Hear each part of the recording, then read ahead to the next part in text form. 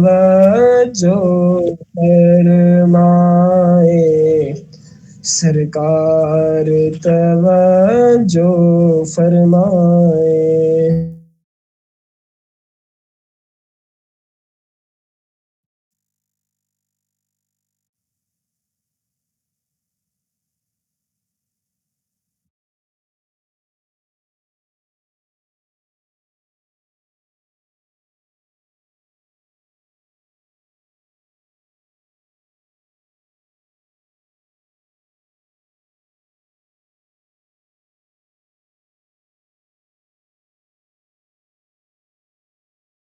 جی اب آ گئی آواز۔ اعوذ باللہ من الشیطان الرجیم، بسم اللہ الرحمن الرحیم۔ تمام احباب حضور علیہ الصلوۃ والسلام کے بارے میں درود السلام الصلاۃ والسلام علیک یا سیدی یا رسول اللہ، الصلاۃ والسلام علیک یا سیدی یا حبیب اللہ، الصلاۃ والسلام علیک یا سیدی یا رحیم، الصلاۃ والسلام علیک یا سیدی یا خاتم النبیین، الصلاۃ والسلام علیک یا سیدی یا شافی محشر وعلی آلک و اصحابک یا سیدی یا محبوب رب العالمین۔ جیسا کہ آپ سب کو معلوم ہے کہ آج 9 نومبر کلندر لاہوری حضرت اقبال حضور رحمۃ اللہ علیہ کا جنم دن ہے۔ اسی سلسلے میں آج کا یہ ویبینار علامہ خادم حسین رضوی ایجوکیشنل سروس کی جانب سے منعقد کیا گیا ہے۔ تمام احباب سے ایک مرتبہ میں بتا دوں کہ دوران کلاس اگر کسی کا مائک آن ہوا یا کسی کا کیمرہ آن ہوا یا کسی نے کوئی مستی کی، اسے فوری طور پر ریموو بھی کیا جائے گا اور اس کی مرمت کر کے اسے ریموو کیا جائے گا، کیونکہ یہاں پر ہماری بہنیں بھی ہیں اور تمام احباب نے اس بات کا خاص خیال رکھا۔ حضرت اقبال حضور رحمۃ اللہ علیہ، سب سے پہلے تو میں ان کا جو جوانوں کے نام پیغام تھا اس کا مختصر میں آپ کے سامنے پیش کر کے اشعار اور اس کی تشریح پھر آگے چلوں گا۔ حضرت اقبال حضور رحمۃ اللہ علیہ فرماتے ہیں کہ کبھی اے نوجوان مسلم تدبر بھی کیا تو نے، کبھی اے نوجوان مسلم تدبر بھی کیا تو نے، وہ کیا گردوں تھا تو جس کا ہے ایک ٹوٹا ہوا تارا۔ آپ فرماتے ہیں کہ اے نوجوان مسلم، اے میری ملت کے نوجوان، تو نے کبھی یہ سوچا ہے، کبھی غور و فکر کیا ہے، کبھی اس حقیقت پہ غور کیا کہ وہ کون سا آسمان تھا جس کا تو ایک ٹوٹا ہوا تارا ہے؟ آپ فرماتے ہیں کہ تجھے اس قوم نے پالا ہے آغوش محبت میں، تجھے اس قوم نے پالا ہے آغوش محبت میں، کچل ڈالا تھا جس نے پاؤں میں تاج سرداراں۔ آپ فرماتے ہیں کہ تجھے تو اس قوم نے پالا تھا جس نے اپنے پاؤں کے نیچے بڑی بڑی بادشاہوں کو روند دیا تھا، جس نے اپنے پاؤں کے خاک کے برابر بھی ان بادشاہوں کا جو محل تھے یا جو ان کی آرائشیں تھی ان کو نہیں سمجھا، تو اس کا ماننے والا تھا۔ آپ فرماتے تمدن آفری خلا کے آئینے جہاں داری، وہ صحرا عرب یعنی شتر بانو کا گہوارہ۔ آپ فرماتے کہ جس قوم کا تو وارث تھا نا، وہ قوم عرب کے صحراؤں سے اٹھی تھی، اور کون سے صحرا؟ وہ صحرا جسے شتر بانو کا گہوارہ کہنا چاہیے، وہ صحرا جنہیں شتر بانو کا گہوارہ کہنا چاہیے۔ سما الفقر فخری کا رہا شان عمارت میں، باب و رنگ و خال و خط چے حاجت روئے زیبارہ۔ آپ فرماتے ہیں کہ اس نے ایک عظیم الشان تہذیب پیدا کی۔ کس نے؟ ہمارے اسلاف نے۔ کیمرہ آف کر لیں۔ اس نے ایک عظیم الشان تہذیب پیدا کی اور دنیا کو حکمرانی کے قاعدے سکھائے۔ کس نے؟ ہمارے اسلاف نے، صحابہ کرام علیہم رضوان نے، اہل بیت اطہار نے، ہمارے اسلاف نے۔ انہوں نے ایک عظیم الشان تہذیب پیدا کی اور دنیا کو حکمرانی کے قاعدے سکھائے، اور وہ قوم امیری کی سربلندیوں پر پہنچ کر بھی فقر ہی کو اپنے لیے فخر کا سامان سمجھتی تھی۔ وہ قوم، آپ فرماتے ہیں کہ گدائی میں بھی وہ اللہ والے تھے غیور اتنے، گدائی میں بھی وہ اللہ والے تھے غیور اتنے کہ منعم کو گدا کے ڈر سے بخشش کا نہ تھا یار۔ اقبال حضور فرماتے ہیں کہ اس قوم نے جو ایک عظیم الشان تہذیب پیدا کی، دنیا کو حکمرانی کے قاعدے سکھائے، حکمرانی کی، لیکن ان کے فقر کا یہ عالم تھا کہ کبھی اس پر کبھی فخر نہیں کیا، کبھی اس کو اپنے غرور و تکبر سبب نہیں بنایا، اور سچ کہا کہ خواجہ حافظ نے کہ چہرہ حسین اور خوبصورت ہو تو وہ بناوٹی زیب و زینت اور سجاوٹ سے بے نیاز ہوتا ہے۔ خواجہ صاحب نے یہ جو چار لفظ استعمال کیے نا، آب و رنگ و خال و خط، آپ سے جو اقبال حضور کی یہ اس غزل کا اس میں جو لفظ استعمال ہوئے نا، آپ سے مراد ہے کہ چہرہ خوب دھو کر صاف کرنا، اور رنگ سے مراد ہے کہ غازہ یعنی اور سرخی، اور خال سے مراد ہے کہ چہرے پر تل بنانا، اور خط سے مراد ہے ابرو کے مقام پر سیاہ لکیر کھینچنا۔ یہ سب وہ بناوٹ کی چیزیں ہیں، سجاوٹ کے لیے مطلب ذاتی حسن اور بناوٹ سے بے پرواہ ہوتا ہے۔ تو اقبال حضور فرماتے ہیں کہ اس چیزوں سے تو ہمارے اسلاف کو کوئی غرض ہی نہیں تھی، ان چیزوں سے بالکل انہیں کوئی سوچ و فکر میں بھی ان کے یہ نہیں تھی۔ آپ فرماتے ہیں کہ اگر چاہوں تو نقشہ کھینچ کر الفاظ میں رکھ دوں، اگر چاہوں تو نقشہ کھینچ کر الفاظ میں رکھ دوں، مگر تیرے تخیل سے فزوں تر ہے وہ نظارہ۔ آپ فرماتے ہیں کہ جو تمہارے اسلاف تھے نا، ہمارے اسلاف، اس قوم کے افراد اللہ والے تھے، وہ تو فقیرے میں بھی اتنے غیور تھے کہ دولت مندوں کو ان کی خدمت میں کچھ پیش کرتے ہوئے ڈر لگتا تھا۔ حضرت شیخ عبد القادر جیلانی رحمۃ اللہ علیہ کے دور اقدس میں ایک بادشاہ آیا ان کے پاس کچھ اشرفیہ لے کر، تو آپ کو تحفہ دینے لگا، تو آپ نے ان کو نچوڑنا شروع کر دیا، ان میں سے خون نکلنا شروع ہو گیا۔ آپ نے فرمایا کہ یہ وہ خون ہے، اگر میں اسے ان اشرفیوں کو دبانا شروع کر دوں، اگر ان کو دباتے ہی رکھوں تو یہ علاقہ جو ہے نا خون میں ڈبو جائے۔ تو آپ فرماتے ہیں کہ وہ جو اللہ والے تھے نا، وہ فقیرے کی حالت میں بھی اتنے غیور تھے کہ دولت مندوں کو ان کی خدمت میں کچھ پیش کرتے ہوئے ڈر لگتا تھا۔ تو حضرت شیخ عبد القادر جیلانی رحمۃ اللہ علیہ کو جب اس بادشاہ وقت نے وہ اشرفیہ دی تو انہوں نے ٹھکرا دی، انہوں نے واپس کر دیا، انہیں واپس کر دیا۔ اب وہ حکمران ڈرتے تھے حقیقت میں کہ کیا جانے ہمارا یہ تحفہ یہ اللہ والے قبول کریں گے نہیں کریں گے، اور ممکن ہے کہ دینے کے لینے ہی پڑ جائیں۔ اور اس طرح کے بے شمار واقعات موجود ہیں کہ وقت کے حکمرانوں نے اولیاء اللہ کو، جو ہمارے بزرگان دین تھے جنہوں نے اس ایسی تہذیب پیدا کی جو دنیا کو حکمرانی کے قاعدے سکھائے، ان کے جب بارگاہ میں اس طرح کے کوئی عمل کرتے، کچھ مال و دولت پیش کرنا چاہتے تو وہ انہیں ٹھکرا دیتے اور ان کو حکمرانوں کو دینے کے لینے پڑ جاتے۔ حضرت اقبال حضور فرماتے ہیں کہ تجھے آبا سے اپنے کوئی نسبت ہو نہیں سکتی، اللہ اکبر، تجھے آبا سے اپنے کوئی نسبت ہو نہیں سکتی کہ تو گفتار وہ کردار۔ یہاں ایک بات سمجھنا، حضرت اقبال حضور فرماتے ہیں کہ جو تیرے آبا تھے نا، ان جیسا تو ہونا تیرے بس کی بات ہی نہیں ہے نا، تجھے ان سے نسبت بھی نہیں ہو سکتی، تجھے آبا سے اپنے کوئی نسبت ہو نہیں سکتی۔ کیوں؟ اگلے شعر میں فرماتے کہ تو گفتار، تو صرف باتیں کرنے والا، وہ کردار، وہ اپنے کردار سے عمل کر کے بتاتے، اور فرماتے کہ تو ثابت، وہ سیارہ۔ گوا دی ہم نے جو اسلاف سے میراث پائی۔ حضرت اقبال حضور فرماتے ہیں کہ جو اسلاف نے ہمیں وراثت میں، مائک آف کر دیں، جو اسلاف نے ہمیں وراثت میں ہمارے بزرگوں سے جو ورثہ پایا تھا، ہم نے وہ سارے کا سارا کھو دیا۔ پھر اس کا نتیجہ کیا نکلا؟ اس کا نتیجہ یہ نکلا کہ سریا سے زمین پر آسمان ہم کو دے مار۔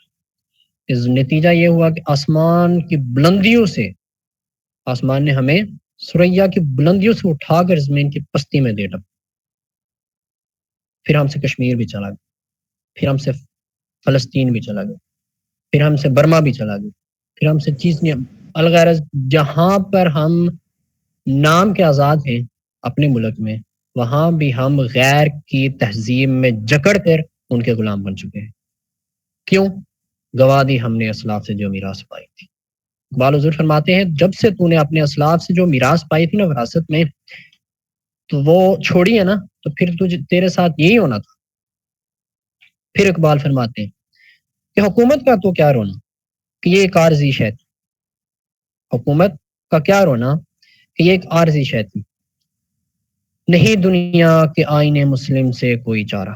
آپ فرماتے ہیں کہ حکومت کا کیا رونا کیا جائے، ان کے لیے رو کے کیا کریں گے، وہ تو ایک عارضی شے چیز ہے، دنیا کا قاعدہ بھی چلا جاتا ہے کہ حکومتیں بدلتی رہتی ہیں. ہمارے لیے اس عام قاعدے سے بچے رہنے کا کیا موقع تھا جو سب پر طاری ہوتا رہا. مگر افسوس یہ ہے کہ ہم نے علم کے وہ موتی جو کھو دیے ہمیں بزرگوں نے دیے تھے نا. بالحضور اگلے شعر میں بڑی درد مندانہ الفاظ میں کہتے ہیں کہ مگر وہ علم کے موتی کتابیں اپنے آبا کی. مگر وہ علم کے موتی کتابیں اپنے آبا کی جو دیکھے ان کو یورپ میں تو دل ہوتا ہے سپارہ. آج بے شمار ایسی کتب جو ہمارے مسلم سائنسدانوں نے لکھی، بے شمار ایسے جو بھی تھے کتب، وہ ہمارے ملک میں تو کیا کسی مسلم کنٹری میں ملنا مشکل ہے. پچھلے دنوں ارباب یہ کتاب ڈھونڈ رہے تھے، وہ بھی بتا رہے تھے بڑی مشکل سے انہیں ملی. تو وہ کتاب غالباً کینیڈا میں یا کون سی کسی لائبریری میں موجود ہے. اقبال وزیر یہی فرما رہے کہ مگر وہ علم کے موتی کتابیں اپنے آپ. وہ جو کتابیں تھیں اس میں علم کے موتی تھے. اس میں علم کے موتی کون سے موتی تھے؟ وہ موتی جو تمہیں دنیا پر حکمرانی کروا سکتے تھے، وہ موتی جن کی وجہ سے تو دنیا پر اسلام کا بول بالا کروا سکتے تھے، نظام مصطفیٰ نافذ کر سکتے تھے. لیکن جب آپ فرماتے کہ جب میں نے دیکھا انہوں نے یورپ میں، جو دیکھے ان کو یورپ میں تو دل ہوتا ہے سپارہ. یعنی سپارہ کا مطلب ہوتا ہے ٹکڑے ٹکڑے ہو جاتے. آپ فرماتے کہ جب میں نے وہ کتابیں غیروں کے پاس دیکھی نا، یورپ کے پاس دیکھی، تو میرا دل ٹکڑے ٹکڑے.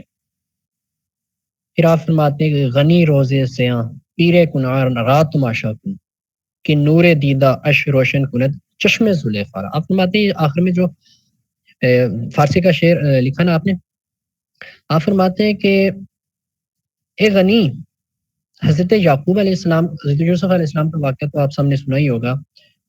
آپ فرماتے ہیں کہ حضرت یعقوب علیہ السلام کی جو سیاہ بختی کو دیکھ کر ان کی آنکھوں کا نور حضرت یوسف علیہ السلام، حضرت یعقوب علیہ السلام کے بیٹے حضرت یوسف علیہ السلام جب آپ سے دور ہو گئے تھے، تو جب وہ زلیخا کی آنکھ کی روشنی بن گئے تھے نا اپنے باپ سے دور ہو کر، جب وہ زلیخا کی آنکھ کی روشنی یعنی زلیخا کے سکون کا وجہ بن گئے تھے، تو اسی کو نقشہ دے کر حضرت اقبال حضور فرماتے ہیں کہ مراد یہ ہے کہ کتابیں ہماری تھی اور فائدہ ان سے وہ غیر اٹھا رہے. کتابیں ہماری تھی، وہ پڑھ کر غیر ترقی کر رہے. بالکل اسی طرح جس طرح حضرت یعقوب علیہ السلام کی نور نظر حضرت یوسف علیہ السلام بیٹے حضرت یعقوب علیہ السلام کے، اور سکون کس کے لیے بنا؟ زلیخا کے لیے. ان سے سکون اطمینان حاصل کریے زلیخا، اور حضرت یعقوب علیہ السلام کی ان کے جدائی میں آنکھیں ان کی روشنی بنائی چلی جاتی ہے. اسی طرح حضرت اقبال حضور فرماتے ہیں کہ تمہاری کتابیں تھی، تمہارے وہ علم کے موتی تھے جو تمہیں اسلاف نے دیے، وہ تم نے جب چھوڑ دی، غیروں نے وہ اپنے لیے رکھ لی، تو وہ پھر کیا ہوا؟ اس کے نقصان کیا ہوا کہ وہ ترقی کی راہ پر گامزن ہو گئے اور تم صرف باتوں تک رہ گئے. تم صرف باتوں تک رہ گئے جی کہ ہمارے اسلاف نے یہ کیا تھا، ہمارے اسلاف نے یہ کیا تھا. بھائی وہ تو تھے آباد تمہارے، تم کیا ہو؟ وہ تو کر گزرے جو کرنا تھا انہوں نے. آج یہاں پر آپ سب کو آواز آ رہی ہے میری؟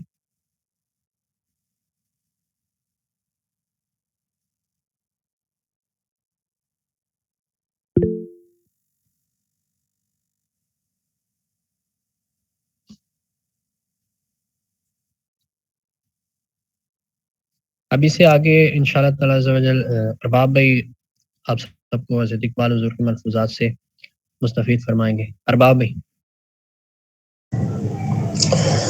الصلاة والسلام عليك يا رسول الله، الصلاة والسلام عليك يا حبيب الله، الصلاة والسلام عليك يا رحمة للعالمين، وعلى آلك وأصحابك يا سيدي يا خاتم النبيين.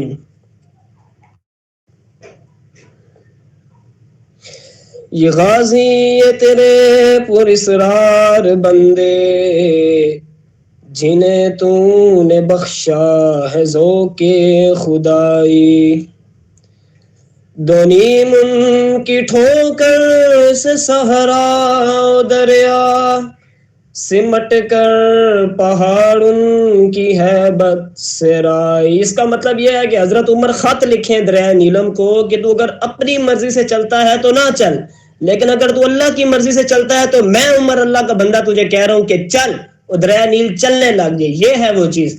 دونیم ان کی ٹھوکر سے صحرا دریا, سمٹ کر پہاڑ ان کی ہیبت سے رائی.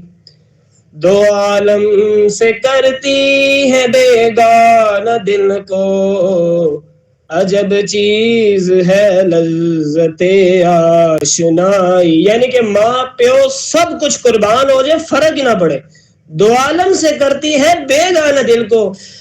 حضرت حنظلہ رضی اللہ تعالیٰ عنہ اعلان جنگ ہو جائے, جہاد کا اعلان ہو جائے, اور اس وقت وہ کس حالت میں ہو وہ پرواہ ہی نہیں کی اور چپ کر کے چل دیے جنگ کی طرف.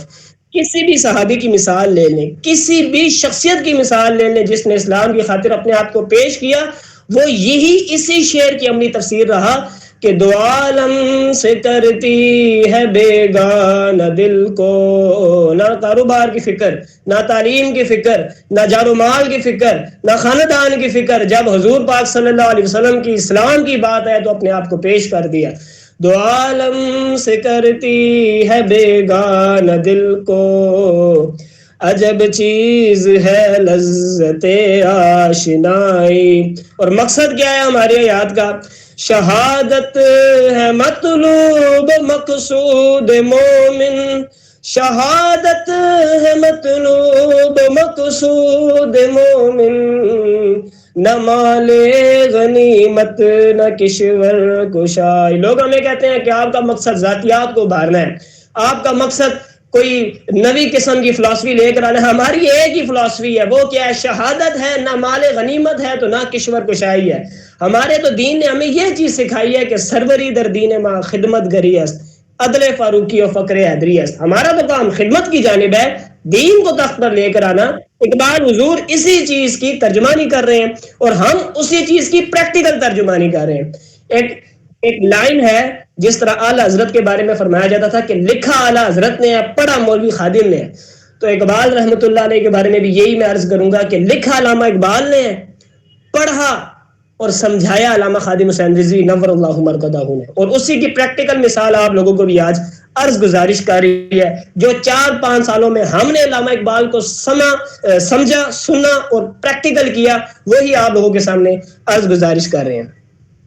تو مقصد کیا ہے جی؟ شہادت ہے مطلوب مقصود مومن, نہ مال غنیمت نہ کشور کشائی. کیا تو نے صحرا نشینوں کو یکتا, خبر میں نظر میں اذان سحر میں.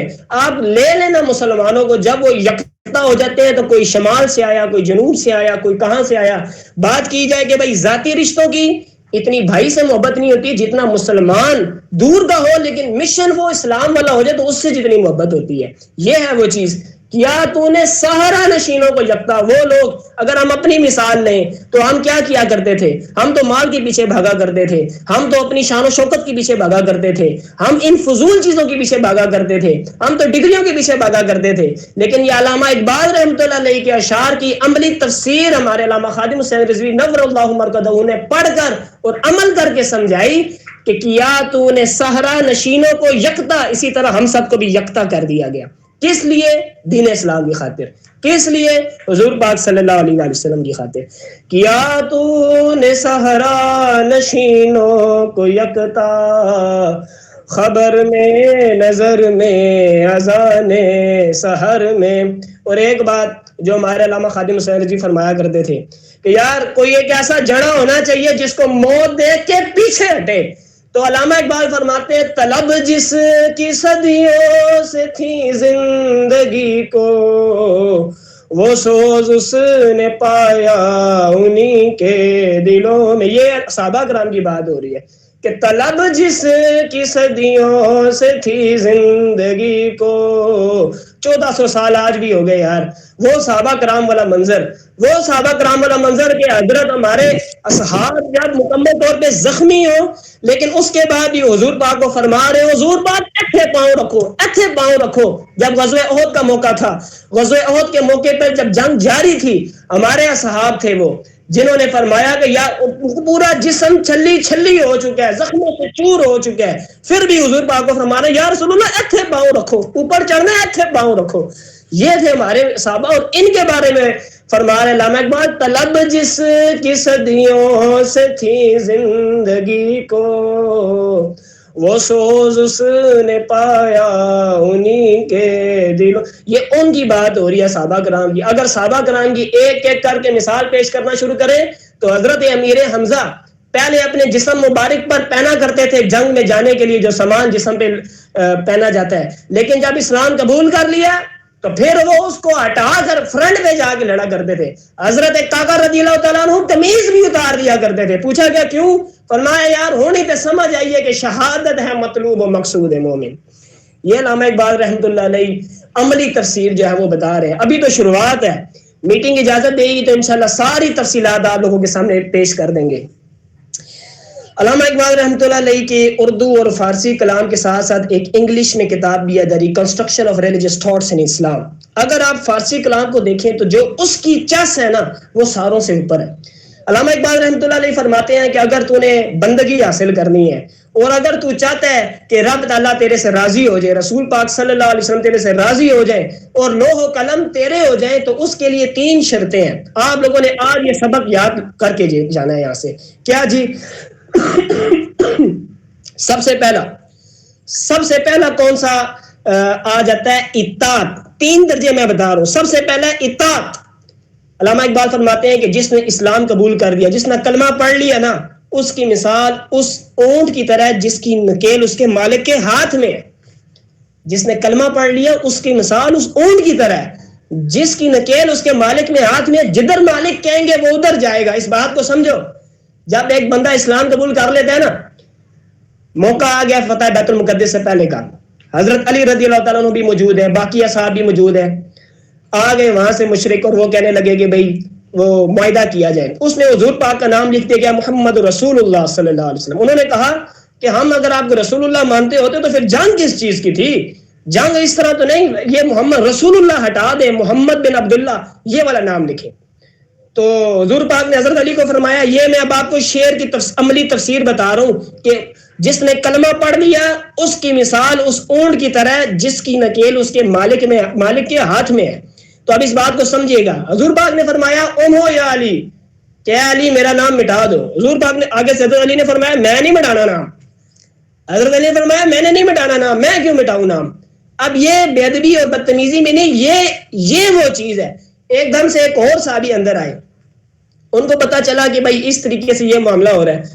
تو آگے سے انہوں نے جو گالیاں, یہاں پر ہمیں جو کہا جاتا ہے الحمدللہ ہمارے بابا جی نے گالیاں دی بھی تو وہ صرف حضور پاک صلی اللہ علیہ وسلم کی ختم نبوت اور ناموس رسالت کے لیے دی.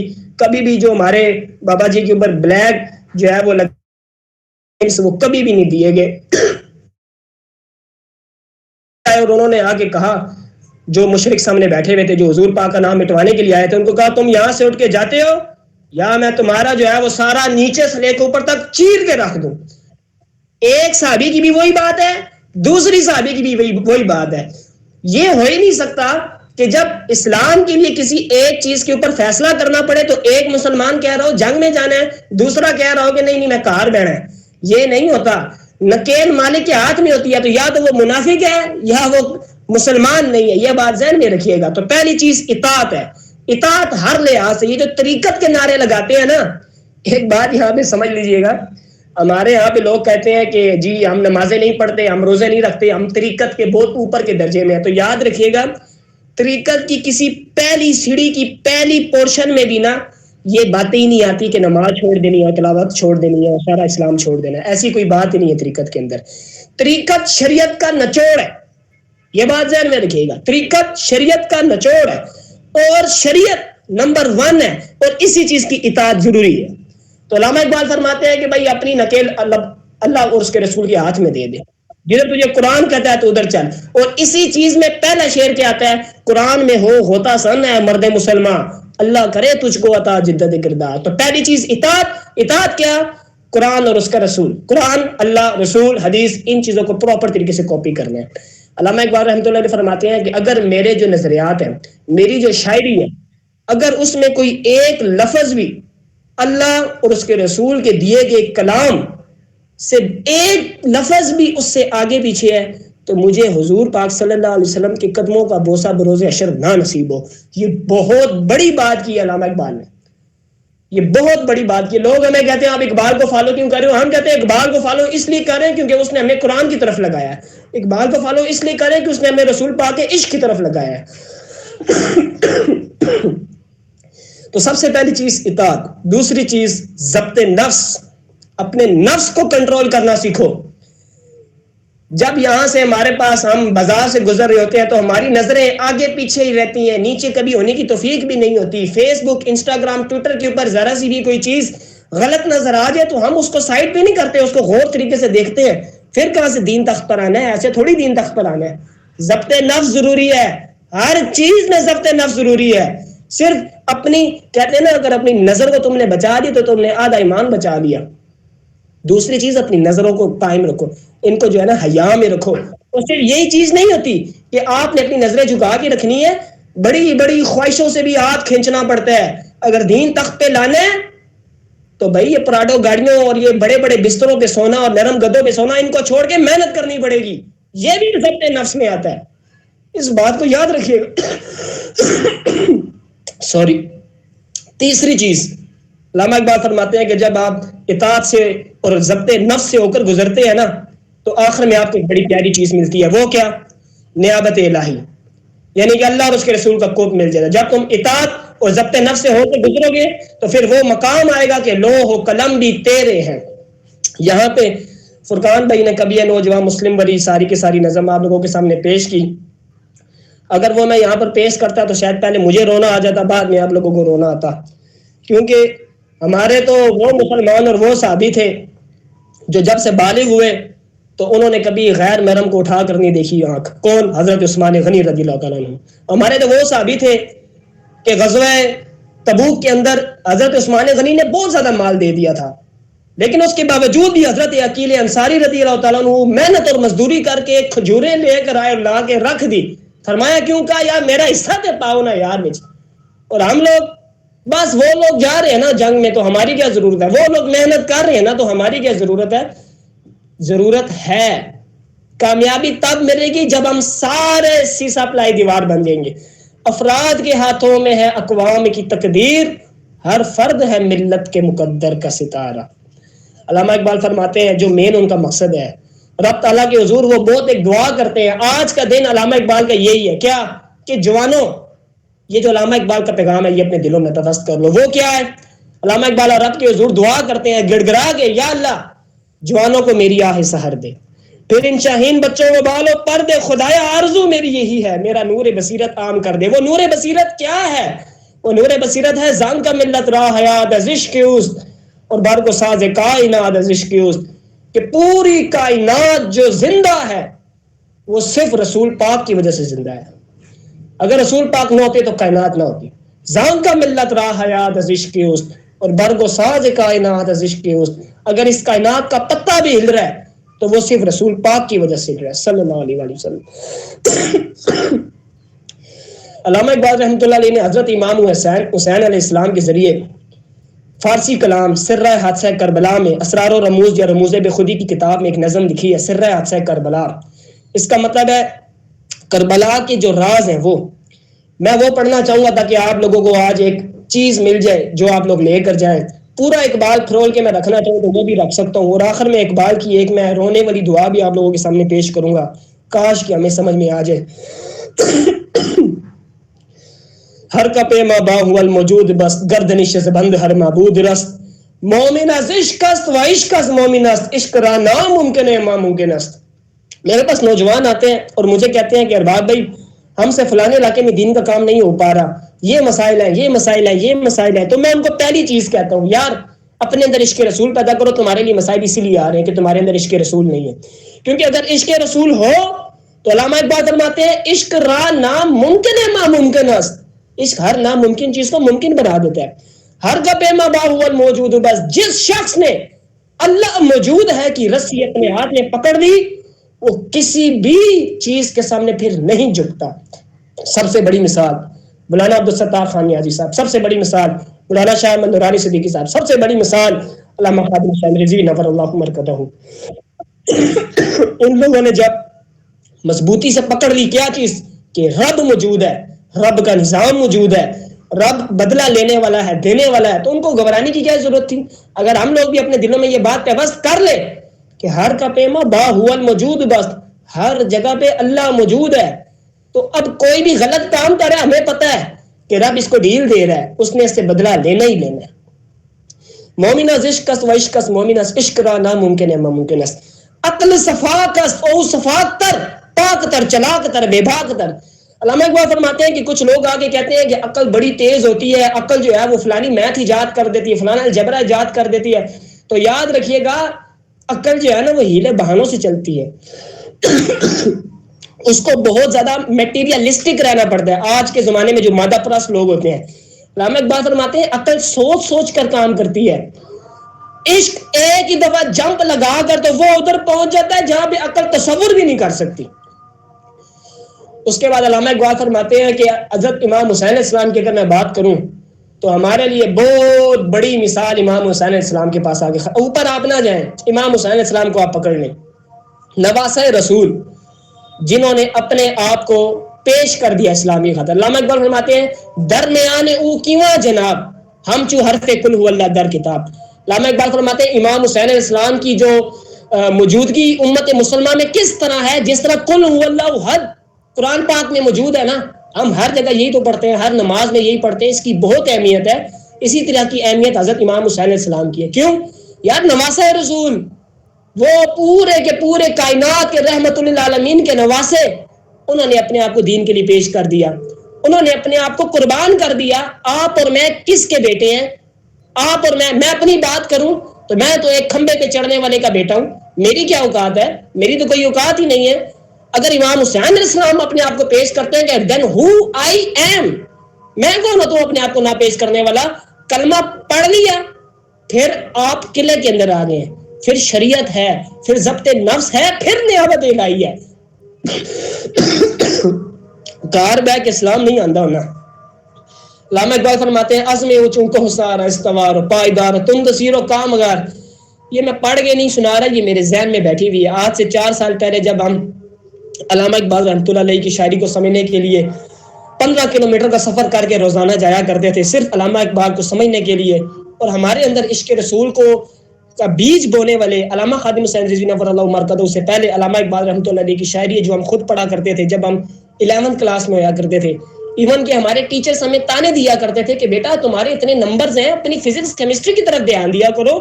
لیکن نہ جانے کیوں علامہ اقبال کی جب کتاب ہم کھولا کرتے تھے تو اس کے اندر ایک ایسی خوشبو آیا کرتی تھی جس سے ہم ہٹ نہیں سکتے تھے. تو 4-5 سال پہلے علامہ اقبال رحمۃ اللہ علیہ کی شاعری کو پڑھنا شروع کیا تھا. علامہ اقبال فرما رہے ہیں عزم اوچوں کو سارا استوار و پائیدار و تند سیر و کامگار.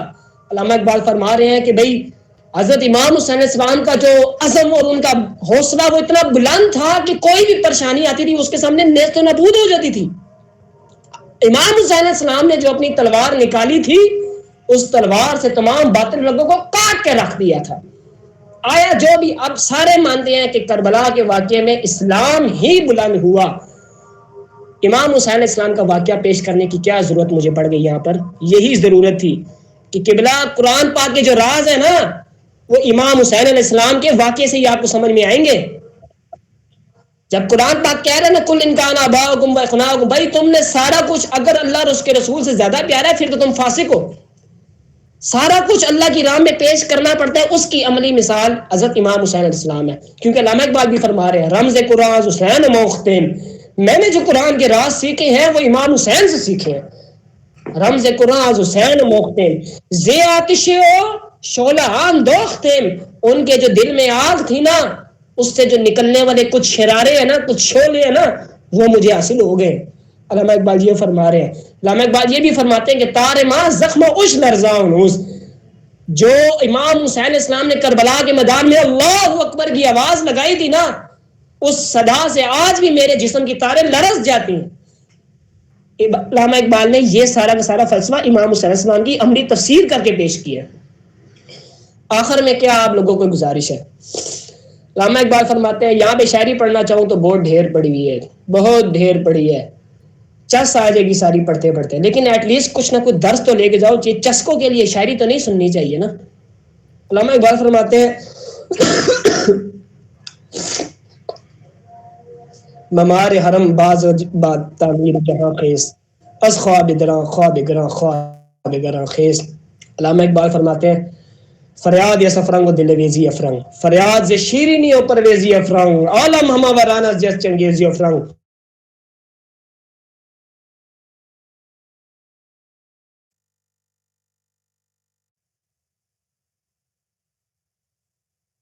خیز از خواب گراں خواب گراں خواب گراں خیز. علامہ اقبال فرماتے ہیں کہ یار توبہ ہے اس افرنگیوں کی، ان گوروں کی چالوں سے توبہ ہے. یہ جو چیزیں بنا رہے ہیں اس سے تو یہ فریب میں مبتلا کر رہے ہیں. اللہ پاک کی پناہ ہے ان تمام افرنگیوں سے. او معمار حرم، او مسلمان، او نوجوان، او فرد قائم ربط ملت سے تنہا کچھ نہیں. او فرد، اوے اٹھ جا اپنا حرم تعمیر کر، یہ نہ ہو تیرے حرم میں یہ گھس جائیں. اوے اٹھ جا، یہ نہ ہو کہ تیرے پاس آ کر سارے کے سارے تیرا سارا خزانہ اٹھا کے لے جائیں. اور یہ نہ ہو تیرے گھر کی عزتیں بھی محفوظ نہ رہیں، اور یہ نہ ہو تیرا دین اسلام بھی محفوظ نہ رہے، اور یہ نہ ہو تیری تہذیب بھی محفوظ نہ رہے. آج اٹھ جا، آج وقت ہے.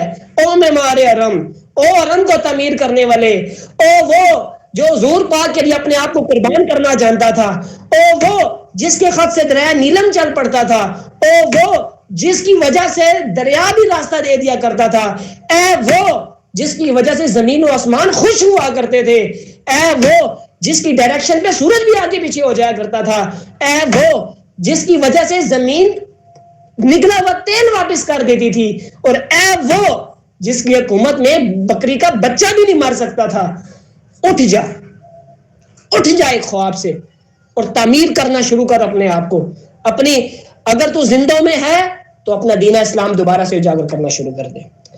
یہ علامہ اقبال کا. اور سب سے مین چیز کیا ہے کہ قرآن میں ہو غوطہ زن ہے مرد مسلمان، قرآن کو نہیں چھوڑنا، کسی صورت بھی قرآن کو نہیں چھوڑنا. اگر تو مرد مجاہد بننا چاہتا ہے، مرد حر بننا چاہتا ہے، مرد حر کہتے ہیں آزاد مرد کو، تو قرآن کو نہیں چھوڑنا.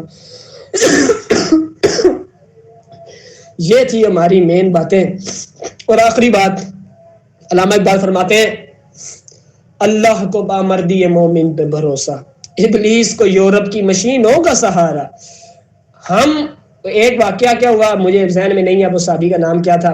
تو ایک بندہ آیا تو اس نے حضور پاک کو آ کے کہا کہ قیامت کیسے قائم ہوئے گی. تو آگے صحابی نے فرمایا یا رسول اللہ تہاڈی اجازت ہوگی تو میں اس نو ہاتھ تے قیامت قائم ہوندی بھی نہ تکا دیواں. آگے سے حضور پاک نے فرمایا نہیں چھڑ دے. یہ ہے وہ چیز ساڑھے کول تے سیڑھیاں پئیں. اگر ہمارے اندر آج بھی اگر ابراہیم کا ہو ایمان پیدا، آگ کر سکتی ہے انداز گلستان پیدا. اگر آج بھی آپ اور میرے اندر حضرت ابراہیم علیہ السلام والا ایمان آ جائے نا، کیا کہ جب ہمیں اندھیلا جا رہا ہو، ابراہیم علیہ السلام کو جب پھینکا جا رہا تھا آگ کے اندر، تو ان کو کیا یقین تھا کہ میرا رب میرے ساتھ موجود ہے. تو تبھی تو ساری کی ساری آگ نے انداز گلستان وہ باغ بن گئی تھی، اس نے حضرت ابراہیم علیہ السلام کو نہیں جلایا. آج اگر آپ اور میں اپنے دلوں کے اندر ابراہیم علیہ السلام والا ایمان پیدا کریں، وہ کون سا ایمان ہے؟ وہ یہی ایمان ہے کہ اسلام کر سکتی ہے انداز گلستان پیدا. پھر ہمارے بھی کوئی بھی مصیبت آئے گی وہ ہمارے پیروں کی ٹھوکر کے برابر ہو جائے گی. پھر وہ اس شعر کی ہم عملی تفسیر بن جائیں گے کیا کہ دلیم ان کی ٹھوکر سے صحرا و دریا، سمٹ کر پہاڑ ان کی ہیبت سے رائے. اور آخری بات، کبھی کبھی ہمارے بھی دل پریشان ہو جاتے ہیں نا، تو ہم علامہ اقبال کا یہ شعر پڑھتے ہیں جس کے بعد ہم تر و تازہ ہو جاتے ہیں. کیا کہ با خدا در پردہ گویم بات گویم آشکار، یا رسول اللہ پنہا او تو پیدائے من. ہم رسول پاک کی بارگاہ میں پھر ڈائریکٹ گزارش کرتے ہوتے ہیں کہ یا رسول اللہ ہمارے دل پریشان ہے، یا رسول اللہ ہم تھکے ہارے ہوئے ہیں، یا رسول اللہ ہماری ہمت ختم ہو چکی ہے، استقلال ختم ہو چکا ہے، استقامت ختم ہو چکی ہے، یا رسول اللہ اب نظر کرم فرمائیے. میں رب تعالیٰ سے تو چھپ چھپ کر میں گزارش کرتا ہوں، کبھی رو رو کر گزارش کرتا ہوں، یا رسول اللہ آپ سے آمنے سامنے گزارش کر رہا ہوں کہ یا رسول اللہ آپ میری اس مراد کو پہنچیے. اور کیا بات؟ یہی بات کہ امت کو، نوجوانوں کو عشق رسول، اپنا عشق رسول دے دیجئے تاکہ ہم لوگ قابل ہو جائیں کہ ہم دین اسلام کو تخت پر لے کر آ سکیں. یہ اقبال حضور کا پیغام ہے. آپ تمام احباب نے علامہ اقبال کا فارسی کلام جا کے لازمی ڈاؤن لوڈ کرنا ہے. اس کے اندر جاوید نامہ ایک کتاب ہے جو علامہ اقبال نے اپنے بیٹے جاوید کے لیے لکھی ہے. انہوں نے عمل کیا یا نہیں کیا, ایٹ لیسٹ ہمیں تو عمل کرنا ہے نا. یہ نہ دیکھا کریں کہ علامہ اقبال کا پوتا کیا کر رہا ہے, اور یار وہ چھڑ دو, شخصیت پرستی, ذاتی رشتوں کو نکال دو. یہ دیکھو اس کے نظریات کو آپ کہاں تک لے کر چل رہے ہیں. تو آپ نے اور میں نے آج یہ تیار کرنا ہے کہ ہم ایسا مرد مومن بنیں گے, ایسا مرد حر بنیں گے جس کو موت دیکھ کے پیچھے ہٹے گی. اگر آج ہم یہ تیار کر لیں تو انشاءاللہ دین اسلام کو تخت پر لے کر آنا دور نہیں. پھر عافیہ صدیقی کو واپس لے کر آنا مشکل نہیں, پھر فلسطین کو آزاد کرانا مشکل نہیں, برما شام کے مسلمانوں کو رہائی کرانا مشکل نہیں, اور پورے پاکستان نہیں پوری دنیا کے اندر حفاظ اسلام مشکل نہیں. آج آپ اور میں یہ تیار کر لیں کہ ہم نے اپنا سب کچھ رسول پاک کے لیے پیش کرنا ہے, ہم نے اپنا سب کچھ دین اسلام کے لیے پیش کرنا ہے, اور ہم نے اپنے آپ کو ایسا مرد مومن بنانا ہے کہ ہر لحظہ سالک کا زماں اور مکان, اور ہم نے ایسا مرد مومن بننا ہے کہ سب کچھ پتہ ہونا چاہیے ہمیں کدھر کیا کیا ہو رہا ہے. اللہ پاک آپ کو اور مجھے جو پڑھا پڑھایا, جو سنایا اس پہ عمل کی توفیق عطا فرمائے. جزاک اللہ خیرہ. You may all left the meeting.